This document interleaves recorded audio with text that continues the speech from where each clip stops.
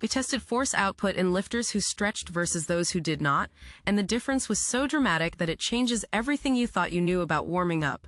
Welcome back to the Real Bio Protocol, the channel where we break down the science of peptides, fitness, and health optimization that most people will never hear about. Today we are diving into something that could completely change the way you think about stretching before lifting. We are going to cover exactly how it works, what the real science says, the results you can expect week by week, and exactly what you need to do to get the most out of it. Stay with us until the end because we are going to give you the full protocol. Let's get into it. ACT1, the setup. Every gym teacher you ever had told you the same thing. Touch your toes. Hold it for 30 seconds. Now you are ready to exercise. They said it prevents injuries. They said it improves performance. They said it was essential. They were wrong about all of it. Here's the uncomfortable truth that the fitness industry does not want to admit. Decades of advice about pre-workout stretching was based on assumption, not science. When researchers finally tested what happens when you stretch before lifting, the results were shocking. Static stretching before strength training can reduce your force output by up to 30%. Think about that.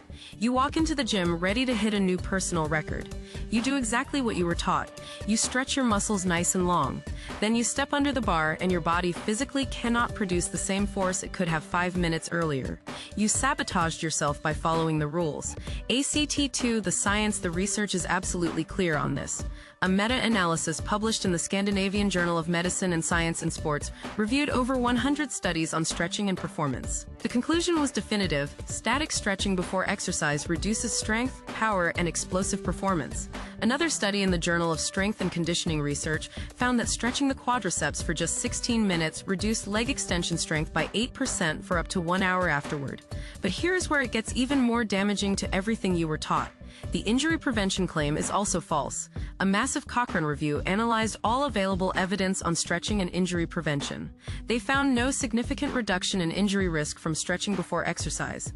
None. The entire foundation of pre-workout stretching, that it keeps you safe, was never proven in the first place. ACT3, how it works. So what is actually happening inside your muscles when you stretch? Think of your muscle like a spring. When you load a spring and release it, you get explosive force. That is your stretch shortening cycle working. Your muscles store elastic energy and release it when you lift.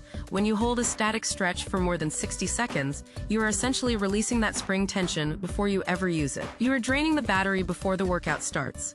But there is something even more important happening. Static stretching temporarily reduces the neural drive to your muscles. Your nervous system literally sends weaker signals to your muscle fibers. Less signal means less recruitment, means less force. This is called stretch-induced strength loss, and it is well documented in the literature.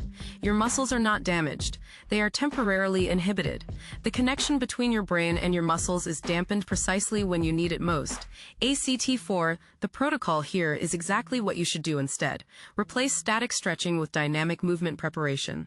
This means moving your joints through their full range of motion without holding positions. Leg swings, arm circles, bodyweight squats, lunges with rotation. Start with 5 minutes of light cardio to raise your core temperature. Then spend 5 to 10 minutes on dynamic movements specific to what you are training that day. If you are squatting, do goblet squats and walking lunges. If you are benching, do band pull-aparts and arm circles. Save your static stretching for after your workout when it can actually help with recovery without costing you strength. If you have legitimate mobility restrictions that affect your lifting form, address those in separate sessions, not immediately before training. ACT5, week-by-week results. When you switch from static to dynamic warm-ups, the changes happen immediately. Week 1, you will notice you feel more explosive and connected to your lifts. Week 2, your working weights will feel lighter even though nothing else changed. Week 4, you will likely see actual strength increases, simply because you stopped handicapping yourself.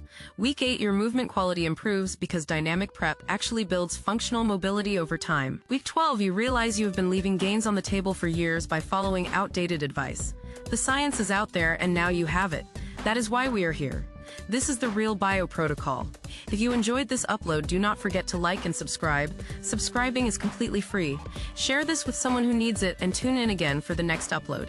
See you then. If you enjoyed this upload, do not forget to like and subscribe. Subscribing is completely free. Share this with someone who needs to hear it. Tune in again for the next upload. This has been the Real Bio Protocol.